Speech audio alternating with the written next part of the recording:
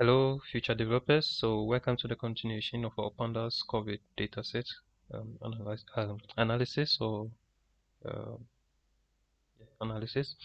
Okay, so let's try this. Trying to find the mean, the max, and then standard deviation of our dataset.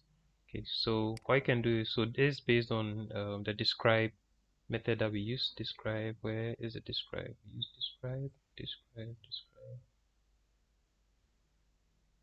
So the describe. So now instead of we getting the whole, we want to let's access each and let's say we want to access the counts, the mean, and the likes. So to do that, we will just have to do df dots.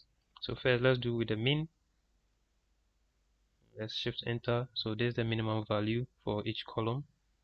Okay. Then let's try df dot max. Let's see. This is the max value for each column. Okay.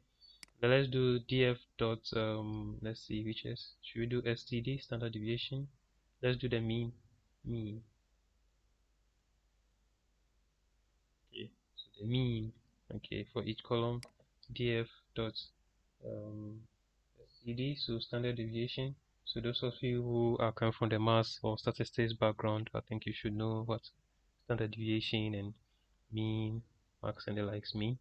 Okay, so um, each other one, do we do counts? We've not done counts. Okay, so let's do that for the count df dot count. Parentheses, shift enter. So there's the counts for each and every column. So these are the values. Okay, so the counts for the full region, cases cumulative,